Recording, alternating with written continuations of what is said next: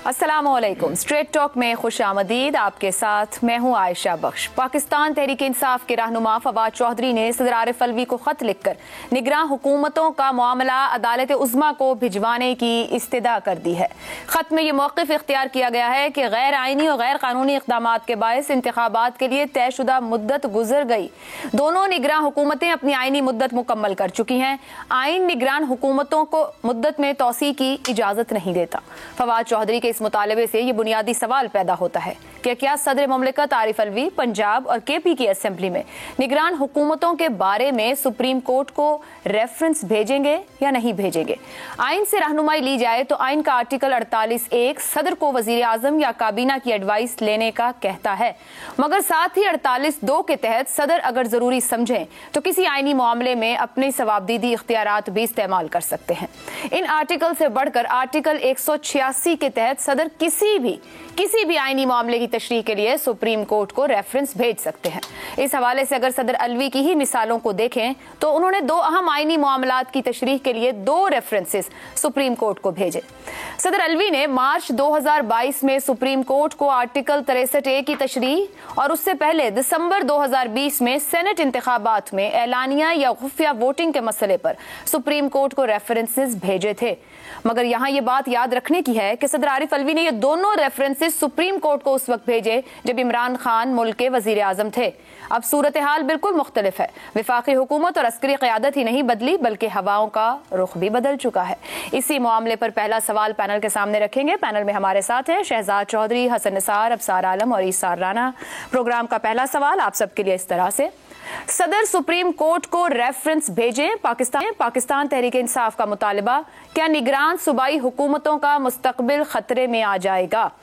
हसन निसार साहब, हालात बदल गए हैं, हुकूमत बदल गई है, एस्टैब्लिशमेंट बदल गई, हवाओं का रुख बदल गया, वजीर आजम भी वो नहीं, क्या सदर अलवी साहब वही कुछ करेंगे जो पहले कर चुके, रेफरेंस भेजेंगे कि आईनी तशरीह की जाए इस मामले की निगरान हुकूमतों को लेकर? करना चाहिए। इस मुल्क की तारीख में जिस लेवल की, जिस किस्म की ढिठाई, बेहयाई और धर्मी देखी जा रही है, इसमें कोई लंबा चौड़ा अकल की बात नहीं है। मुंह शिगाफियां करनी है, जलेबियां तलनी है तो तल लो।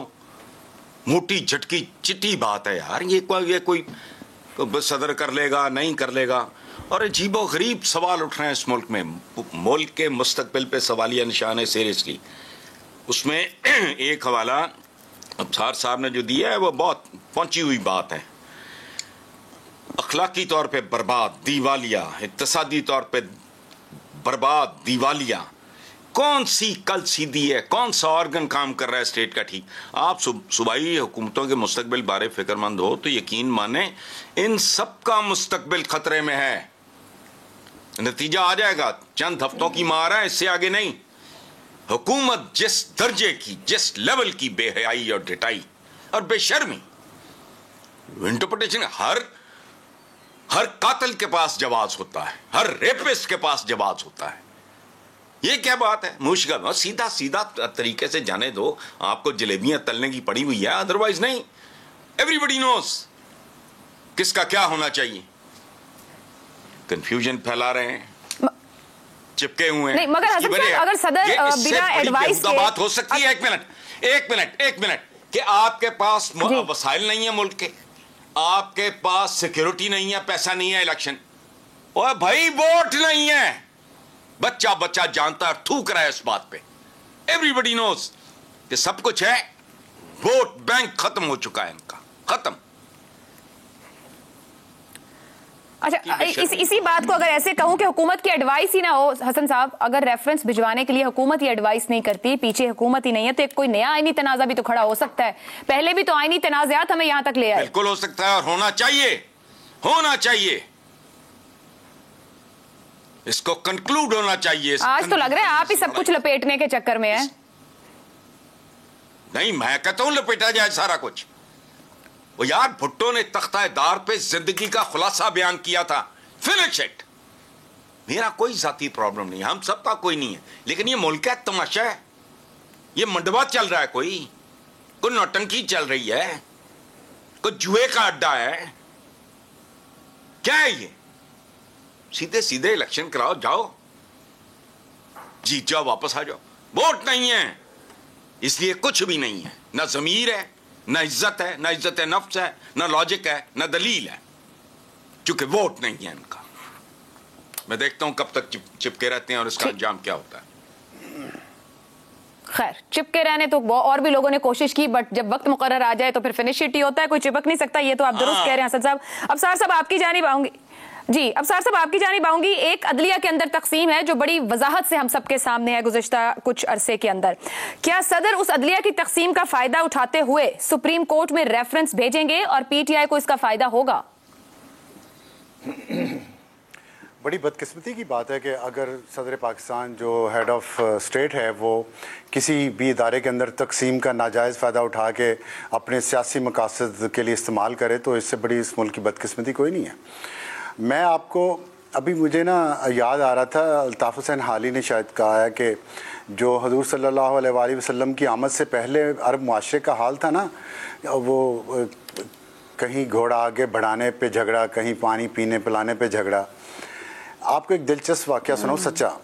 ये इस्लामाबाद जो शहर बना है ना, ये जनरल अयूब खान और जनरल यहिया खान ने बनाया था। और इसमें जहाँ जो इस्लामाबाद के अंदर एक छोटी सी पहाड़ी है जहाँ जो सबसे ऊंची जगह है ना, वहाँ ऐवान सदर के लिए जगह रखी गई।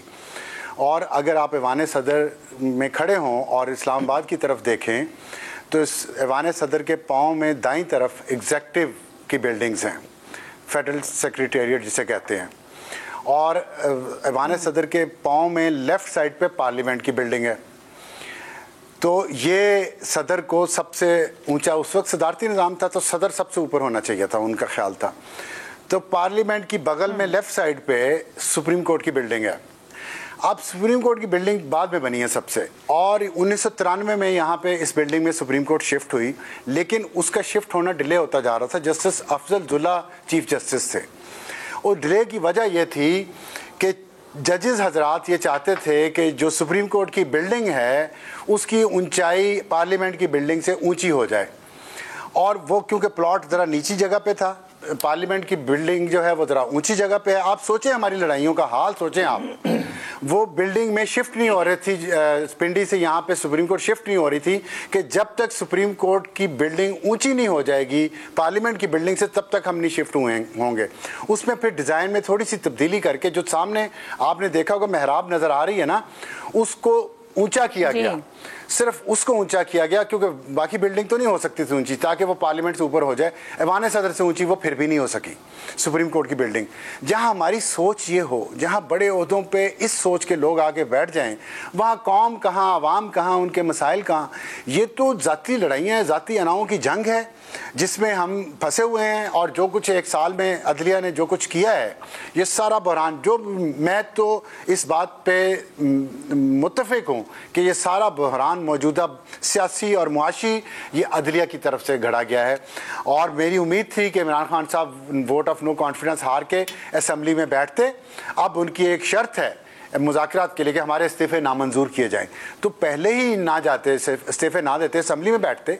लीडर ऑफ द अपोजिशन का ओहदा भी मांग रहे हैं, अब मुतालबा कर रहे, तो वो उनके पास ऑटोमेटिकली होना था। आप सोचें कि फर्क क्या है, मुद्दत पूरी कर लेने देते पिछले साल, ये जो अब हुकूमत है, अगर उन्हें मुद्दत पूरी करने देती अब साहब, तो शायद अब तक ये कहीं और मामला जा चुके होते। ये भी बिल्कुल ठीक कह रही हैं आप, ये भी करने लेने देते, लेकिन वो फिर मैं बात करूंगा तो फिर शायद बीप लग जाए कि वो क्यों ज़रूरी था, किसकी अपॉइंटमेंट से पहले हुकूमत का बदला जाना ज़रूरी था, क्योंकि इमरान खान साहब किसको चीफ लाना चाह रहे थे। तो छोड़े, उस बात में नहीं जाते। मैं तो सिर्फ ये कह रहा हूँ कि अगर नो कॉन्फिडेंस हो गया, जो एक जमहूरी और आइनी अमल था, सही या गलत को छोड़ दें आप, कानूनी तो था ना, तो इमरान खान साहब को स्पोर्ट्समैन स्पिरिट दिखाते हुए बैठना चाहिए था और मुकाबला करना चाहिए था, लेकिन वो सड़कों पे आ गए और जुडिशरी ने उनका साथ दिया। क्यों ऐसे क्यों हुआ? तो ये निगरान हुकूमतें आपको जाती नजर आती हैं कि एक और आईनी मामला खड़ा होने वाला है? जी, एक आखिरी बात, जो 14 मई को इलेक्शन होने हैं ना, केपी के तो अभी नहीं अनाउंस हुए, वो जाहिर अगर हुए भी तो जून में अनाउंस होंगे। तो जून, जुलाई, अगस्त 3 महीने की बात है ना जिसमें झगड़ा है। अक्टूबर की डेट दे दी है इलेक्शन कमीशन ने, तो 60 दिन तो पहले देंगे ना वो कैंपेन के लिए, तो 60 दिन पहले 3 महीने बीच में रह जाएंगे। अब ये 3 महीने अना की जंग नहीं है तो क्या है, बताएं आप मुझे। बिल्कुल ठीक कह रहे हैं। मैं इसी बात को शहजाद साहब आपकी तरफ लेके जाऊंगी। असल में तो बात है ट्रस्ट डेफिसिट की, जो हमारे शो पर कई बार यहाँ पे हमारे पार्टिसिपेंट्स ने भी की, और जो भी अफसार साहब कह रहे थे मेरा शिमला ऊंचा या तेरा शिमला ऊंचा, शहजाद साहब एक अजीब सी तरह से जोड़ रही हूँ सवाल को, क्योंकि मैं आज ही रिपोर्ट पढ़ रही थी तो इकोनॉमिकली हमारे नेबर्स के अंदर जाइंट बन गए। चाइना टॉप नंबर 1 पर और भारत तीसरे नंबर पर आ जाएगा अगले साल दुनिया की मईशतों को लेकर। हम एक दूसरे का शिमला नीचे करने और अपने आप को ऊंचा करने के चक्कर में हैं। ये जो अब निगरान हुकूमतें हैं और जो जंग है हमारे यहाँ पर, ये आपको लग रहा है कि हम मजीद बहरान की तरफ जाएंगे? या ऊपर हसन साहब ने एक बात की, उन्होंने कहा कि सबका ही मुस्तकबिल खतरे में है और आप तो ये कह ही रहे हैं, तो वाकई हम उस तरफ बढ़ रहे हैं तेजी से? अच्छा आयशा, मुझे समझ नहीं आती फ्रैंकली स्पीकिंग कि बहरान हम किस चीज़ को कहते हैं। मुझे बताइए, ये 90 दिन से ये हमारे पास ये निगरान हुकूमत है इधर लाहौर में या पंजाब में और उधर खैबर पख्तूनख्वा में, तो कोई आपकी और मेरी ज़िंदगी में या बाकी ज़िंदगियों में किसी में आम जिंदगी में कोई फ़र्क नज़र आया है इसमें और उस टाइम में जब उस्मान बुज़दार यहाँ पे थे या हमजा शहबाज की हुकूमत थी? मुझे तो कोई फ़र्क नज़र नहीं आया।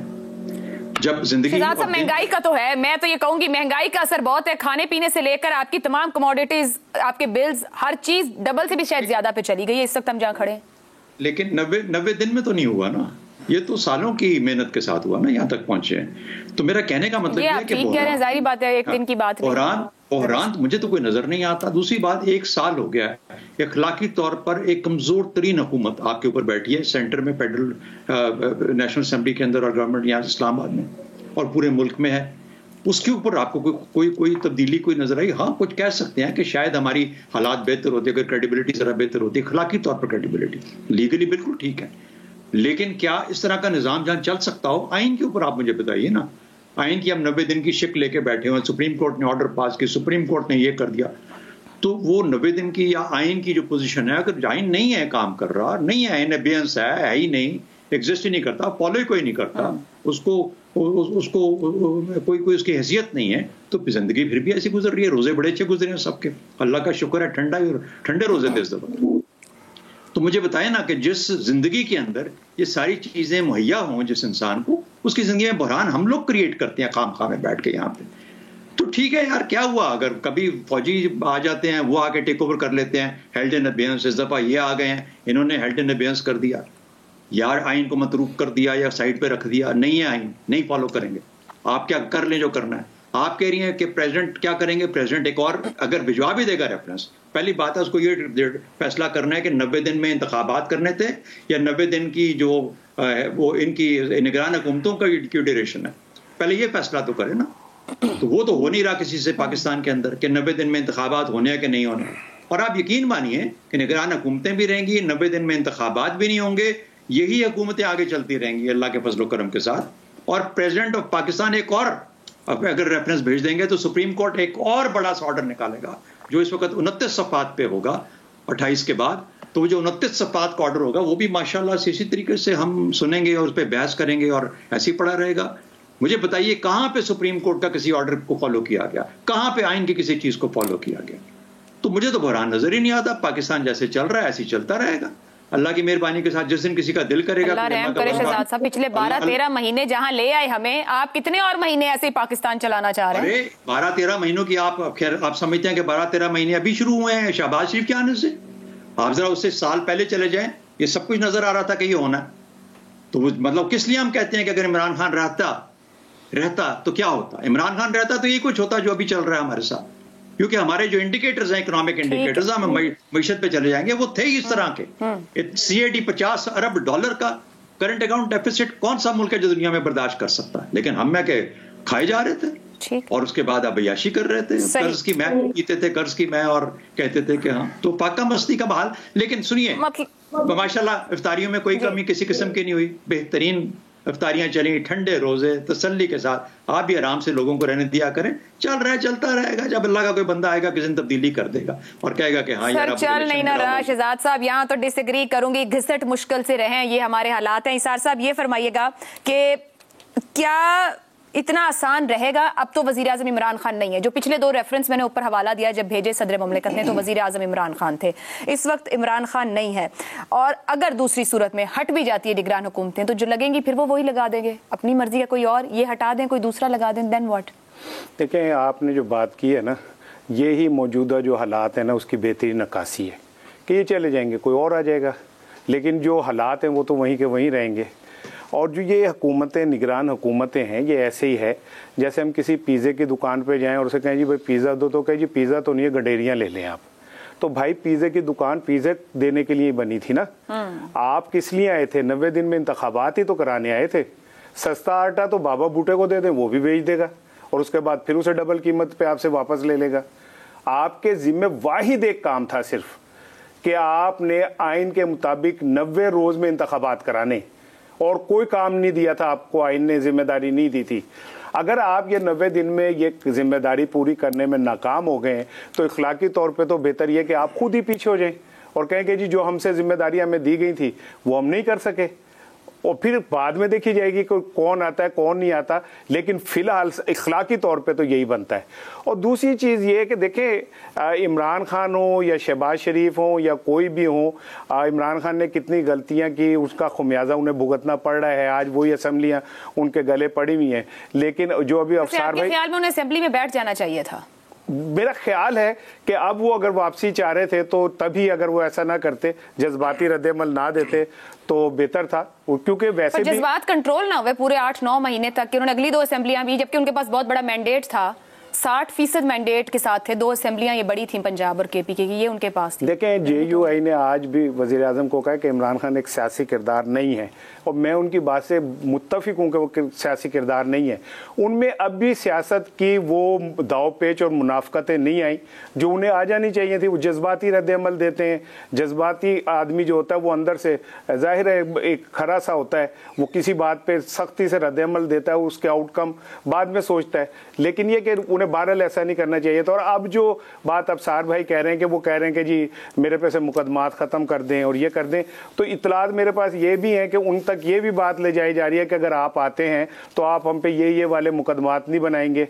और कुछ जमातें जो हैं उनसे ये कह रही हैं कि जी ठीक है इंतखाबात करा लेते हैं, हमारा कोटा कितना होगा उसमें हम बताएं। ये तो नहीं ना कि आप क्लीन वाइट वॉश कर जाएं और हमें साइड पे ले जाएं।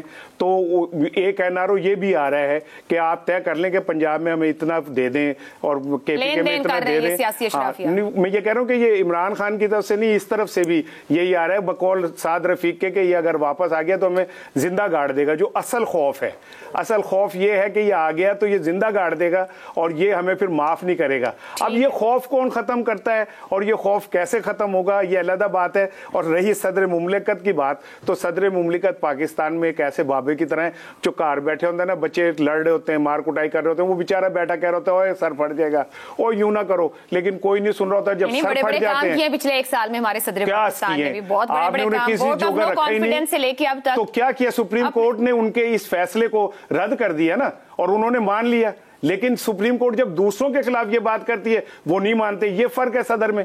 मैं समझता हूं कि उन्होंने ग्रेस का मुजाहिरा किया और उन्होंने ये नहीं कहा कि मैं सुप्रीम कोर्ट को नहीं मानता। साहब क्या कितने गैर आईनी काम किया और उसको तस्लीम कर गैर आईनी काम मैंने नहीं कहा, ग्रेस का कोर्ट ने कहा था गैर आईनी किया, तो ग्रेस का मुजाहिरा किया उन्होंने गैर आईनी काम करके। एक ब्रेक लेते हैं, ब्रेक से वापस आएंगे तो यहाँ लेन देन की बात हो रही है। कुछ ऐसे मामला कश्मीर में जहाँ वजीर आजम का चुनाव होना है वहां भी लेन देन चल रहा है जो वाजे नहीं हो रहा कि आखिर बनेगा क्या। इस ब्रेक के बाद स्ट्रेट टॉक में एक बार फिर खुशामदीद। जुलाई 2021 के इंतखाबात में तहरीक इंसाफ की वाज़ेह अक्सरियत के बाद ये उम्मीद थी कि इस मरतबा आज़ाद कश्मीर को सियासी इस्तेहकाम नसीब होगा, मगर पाकिस्तान की तरह आज़ाद कश्मीर को भी अप्रैल 2022 में सियासी अदम इस्तेहकाम ने अपनी लपेट में ले लिया।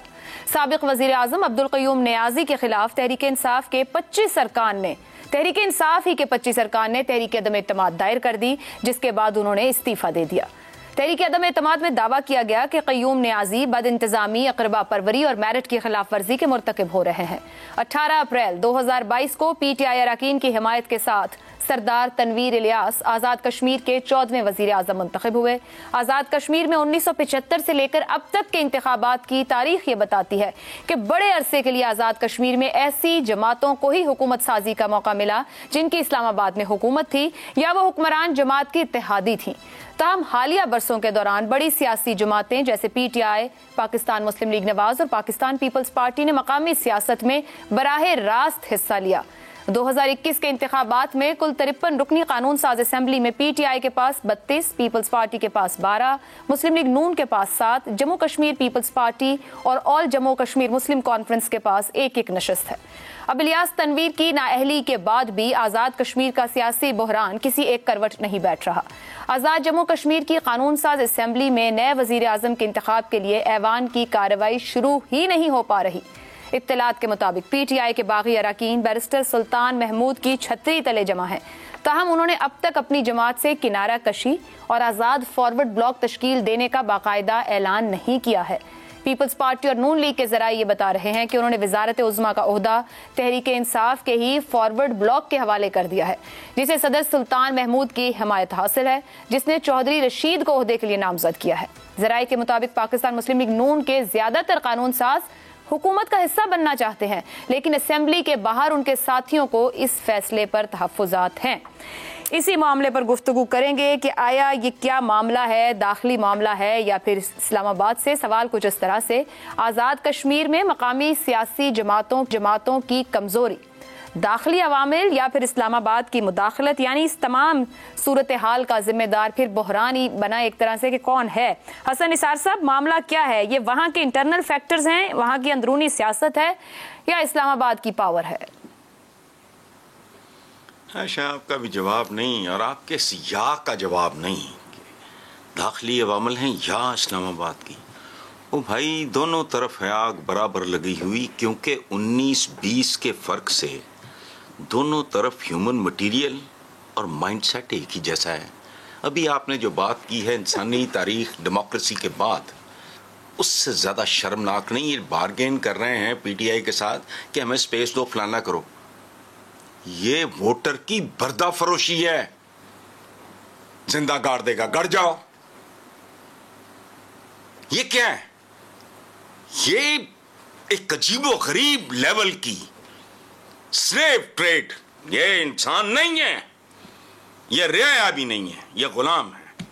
इनकी तिजारत करो हमारे साथ, तक तुम्हें भी हिस्सा दे देते हैं। तुम चूंकि तगड़े बहुत हो तो तुम्हारा हिस्सा ज्यादा होगा। इस तरह तो गुंडे भी नहीं करते, याद रखना। इतनी बड़ी गाली है ये, मैं पहली बार आपसे सुन रहा हूं। बाय द वे, मैं चूंकि दूर रहता हूं इस गंद बला से, मैं हैरान रह गया हूं। ये नीलाम घर है पाकिस्तानी वोटर की। इससे बड़ी ये बेड़े भी नहीं कि हमारे साथ मोकलो, इतनी स्पेस हमें यहां दे दो, उतनी वहां दे दो, फिर तुम आ जाओ ताकि हम जिंदा गाड़े जाने से बच जाएं। और दुर्फिट है मुंह। तो आप क्या बात करिए, या वो दोनों तरफ गंद एक जैसा ही है। गंद में गंद मिला है, सुभान अल्लाह। या चलो कॉकटेल बन गई है। नशा बढ़ता है शराबें जो शराबों में मिले। ये सूरत हाल है। ठीक है अफसार साहब, ये जो सूरत हाल है, क्या इसकी अंडरस्टैंडिंग है या फिर यूटिलाइज किया जा रहा है वहाँ के पॉलिटिकल कैपिटल को, इस्लामाबाद अपने कैपिटल के तौर पर? वहाँ का इन्हिसार होना इस्लामाबाद के ऊपर कितना मैटर करता है?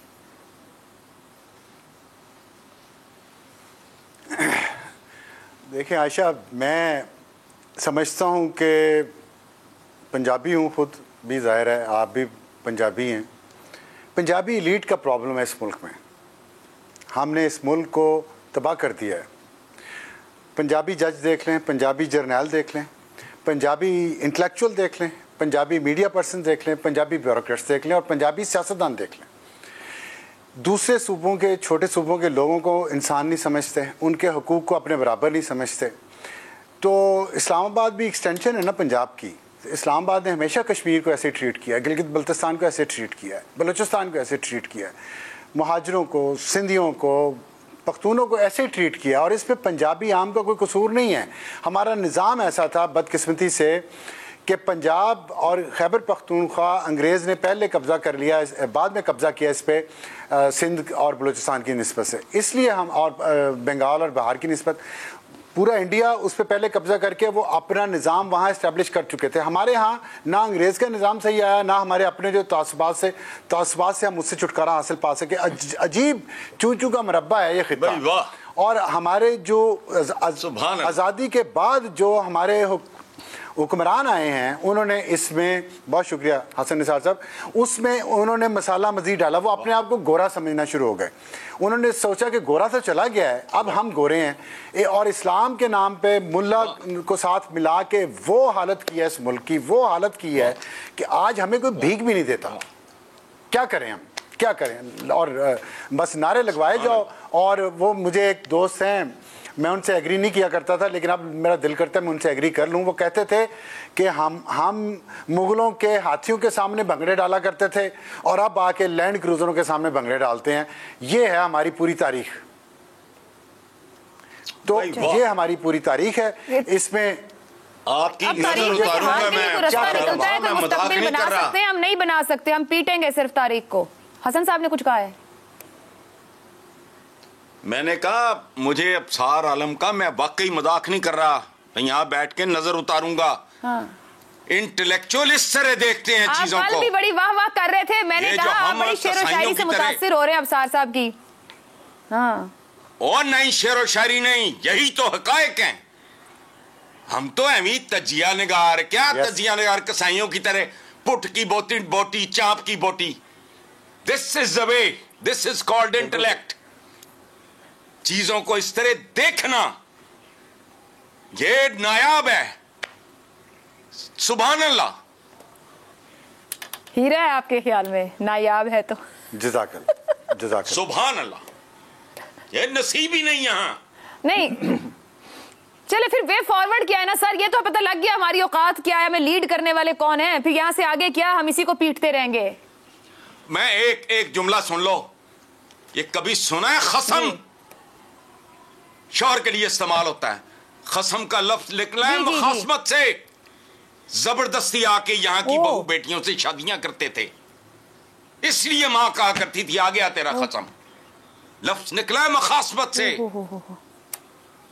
मेरा नहीं ख्याल कि पूरे साल जितने प्रोग्राम होंगे कोई अबसार आलम से बेहतर बात कर सकेगा। इस तरह देखो चीजों को, फिर अपने गंद का पता लगेगा। कमजोरियों का, बीमारियों का पता लगना इसलिए जरूरी है कि डायग्नोस के बगैर इलाज नहीं हो सकता।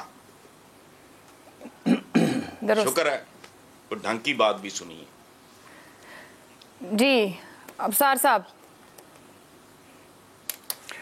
कमजोरियां बीमारियां तो पता चल गई सर, कोई इलाज भी बता देंगे बढ़ने से पहले आगे।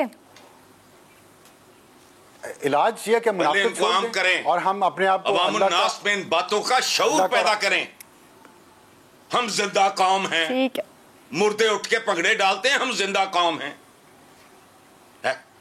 दूध खालिस नहीं मिलता जिस मुल्क में, दवा खालिस नहीं मिलती, प्यो दफना के ओदा डेथ सर्टिफिकेट लैंड जाते हैं तो रिश्वत देंदे।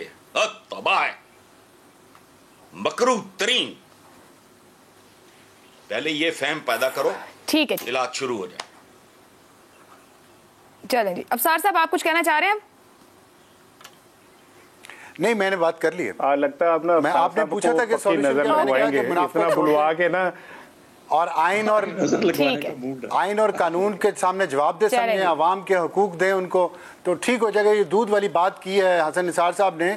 आप सोचें कि आप अभी इकोनॉमी का जिक्र कर रही थी ना कि चाइना की नंबर 1 हो गई है और इंडिया की नंबर 3 पे आ गई है। हम आबादी के लिहाज से दुनिया में 5वां बड़ा मुल्क है इस वक्त, और 2050 में हम 3रा बड़ा मुल्क हो जाएंगे। हम इधर से तरक्की कर रहे हैं, आबादी में हम इजाफा करने की तरक्की कर रहे हैं। मुआशी तरक्की का हमें कोई एहसास नहीं है, ना ख्याल है। ठीक है, ठीक है जी। और दूध पैदा शहजाद साहब आपकी तरफ बढ़ती हूँ, लेकिन खालिस दूध नहीं मिलता जी। ये अब शहजाद साहब, हमारे सारे मसाइल तो इस किस्म के हैं कि जितना खींचो, जितना निकालो, कुछ ना कुछ अंदर से आ जाता है। लेकिन वापस जाते हैं कश्मीर में, जाहिर बात है उनकी असेंबली ने अपने वजीर आजम का चुनाव करना है, इजलास हो नहीं पा रहा है। आपकी राय में ये वहाँ की मकामी जमातों की कमजोरी है, उनके दाखिली मामलात हैं, ये इस्लामाबाद की मुदाखलत है, ये यहाँ का असर व रसूख है कि वहाँ ताकत नहीं है? क्या इसमें इल्जाम है सारा, हकीकत कितनी है? अच्छा, पहले ये मुझे बताएं कि कब हुआ कि इस्लामाबाद में एक पार्टी की हुकूमत हो और उसकी अपोजिंग पार्टी आज़ाद कश्मीर में अपना टेन्योर पूरा कर सके? आज तक नहीं हुआ। कोई ना कोई वजह बन जाती है, कोई जज उठता है, कोई स्पीकर उठता है, कोई और उठता है, या कोई फॉरवर्ड ब्लॉक बन जाता है। फॉरवर्ड ब्लॉक से तो हमने इस्लामाबाद की हुकूमत को चेंज कर दिया था। फॉरवर्ड ब्लॉक बनाना कोई बहुत मुश्किल काम तो नहीं है, बन जाते हैं हमारे यहाँ फॉरवर्ड ब्लॉक। बन गए, उन्होंने यहाँ की हुकूमत बदल दी, तो आज़ाद कश्मीर तो आज़ाद रियासत होने के बावजूद बेचारा हमारे साथ बंधा हुआ है। तो उनका क्या बेचारों का कसूर है कि अगर उनकी हुकूमत बदल गई तो, और जो यहाँ पे हुकूमत होगी उसी का परताव होगा ना, उसी की एक्सटेंशन होगी जो वहाँ पे हुकूमत बनेगी। तो मेरा ख्याल है इसमें तो कोई हैरानगी की बात नहीं है। दूसरी बात, जहां पर आपको जोड़ तोड़ के सबको इकट्ठा करके कोई हुकूमत इकट्ठी, जैसे कहते हैं बंदोबस्ती हुकूमत, वो पैदा करनी पड़े, जिस तरीके से बहुत सारी हुकूमतें की जाती हैं, इमरान खान की भी ऐसी थी, ये वाली भी ऐसी है, उधर की भी ऐसी है, वहां पे मुख्तलिफ लोगों को इकट्ठा करके वहां पे पीटीआई की मेजॉरिटी क्रिएट की गई। ये सब के सब नजरियाती सियासी वर्कर मुझे नहीं नजर आता इनमें कोई नजरियाती है। शायद 2-4 होंगे जो कि कोर बनते हैं, बाकी तो सारे साथ जैसे शहद की मक्खियां आके बैठती हैं, बैठ जाते हैं, साथ चिंबड़ जाते हैं। और जब ताकत का जो तवाज़ुन है वो किसी और तरफ जाता है तो शहद की मक्खियां वहां से उठ के किसी और दूसरे शहद पे जाके बैठ जाती हैं। तो ये तो कितनी मिठास है, कितनी शहद है, किससे क्या मिलना है, उसके ऊपर डिपेंड करता है। हम खामखा इतनी बड़े सियासी सवाल लेके बैठ जाते हैं, या सियासी देखिए फिक्र, सियासी तशख्खुस, सियासी शनाख्त, नजरिया, मेरा ख्याल है ये अब दूर की सुहाने डोल सुहाने हो गए, वो दिन खत्म हो गए। बेचारा अभी वो आई थिंक बिलावल अभी तक कह रहा है कि कुछ दरवाजे खुले रखने चाहिए, पता नहीं कौन सी खिड़कियां दरवाजे खुले रखने हैं, लेकिन बात यह है कि उसकी बात मानने के लिए कोई तैयार नहीं है। यहाँ पे मैंने आपको पहले सवाल के जवाब में बताया, कोई असूल, कोई नजरिया, कोई तरीका, कोई ऐसी चीज जो कि किसी अखलाकी तौर पर पहचानी जाती हो, उसका कोई वजूद है ही नहीं। और जब वजूद ना हो तो फिर जंगल का कानून है। आज आप बात करें सुप्रीम कोर्ट की नहीं सुनता, कल देखिएगा यहां पर अब लोगों ने ऑलरेडी मारना तो शुरू कर दिया डाकुओं को सड़कों के ऊपर, जो लूटता है उसको पकड़ के मार देते हैं। तो ये रेड लाइट खत्म हो जाएगी, ये सारे के सारे जो कवानीन है खत्म हो जाएंगे, जिसकी जो मर्जी होगी करेगा। और फिर उस वक्त फिर शायद कोई ऐसा जिसे कहते हैं कि कभी नजूल होगा किसी ऐसी शख्सियत का जो हमें सीधा कर देगा फिर से, पता नहीं कौन अब कब आएगा और कौन होगा। लेकिन जो आज़ाद कश्मीर में हो रहा है वो बिल्कुल वही हो रहा है जो पाकिस्तान में हो रहा है, उसकी रिफ्लेक्शन है। कोई मुझे फर्क नजर नहीं आता। बैरिस्टर साहब माशाल्लाह से हमेशा ऐसी सियासत करते रहे, याद हो सकता है पीपल्स पार्टी को दोबारा ज्वाइन कर जाए, और जब ऐसा होगा तो फिर वो पीपल्स पार्टी की या PMLN की गवर्नमेंट बन जाएगी। ठीक, तो कुछ मुख्तलिफ नहीं, वही कुछ हो रहा है जो पहले हो रहा था। शहजाद साहब कह रहे हैं, अब सार साहब आप कुछ कहना चाह रहे हैं? मैं ये कह रहा था कि 2 हुकूमतों ने टेन्योर पूरा किया है कश्मीर में। अभी जब PTI की हुकूमत मरकज़ में थी तो कश्मीर में मुस्लिम लीग नून की हुकूमत थी, राजा फारूक हैदर उन्होंने पूरा किया। और उससे पहले जब मरकज़ में मुस्लिम लीग नून की हुकूमत थी, उससे पहले पीपल्स पार्टी की हुकूमत थी कश्मीर में, जिसने अपना टेन्योर पूरा किया। तो 2 टेन्योर तो गुजर गए, ये बात ठीक है। उससे पहले ऐसे ही होता था कि मरकज़ में जिसकी हुकूमत है वहाँ पे कश्मीर में या गिलगित बल्तिस्तान में नहीं होती थी, लेकिन 2 टेन्योर हुए हैं। अब इसका मुझे नहीं पता कि ये पूरा कर सकते हैं कि नहीं, और ये भी पता नहीं वो 2 कैसे हो गए, गलती हो गई या वाकई हो गए। इसार राना साहब, आपके ख्याल में जो कुछ हो रहा है, आज़ाद कश्मीर के सदर वज़ीर आज़म कुछ बेख्तियार हैं या क्या? क्योंकि बैसाखियां तो सर मुयस्सर रहती हैं ना हमारे यहाँ। वजारत उमूर कश्मीर में हुक्मरान वही असल हैं, हुक्मरान यहाँ कहीं इस्लामाबाद से, जैसा सब बात कर रहे हैं, किस तरीके से इसको देखते हैं?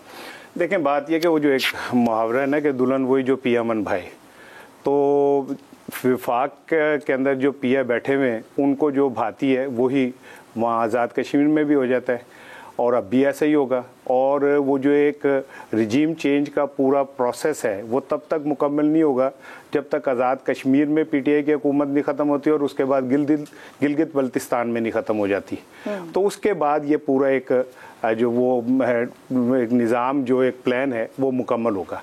अब जब ये होने ही है और ये साफ दीवार पे लिखा नज़र आ रहा है तो इस पे इतना ज़्यादा तरद्दुद की ज़रूरत नहीं है, क्योंकि पाकिस्तान में आज़ाद कश्मीर को हम पाकिस्तान का ही हिस्सा समझते हैं और उसे ट्रीट भी उसी तरह करते हैं जैसे कामों की पत्तों को करते हैं, उसी तरह हम आज़ाद कश्मीर को भी करते हैं।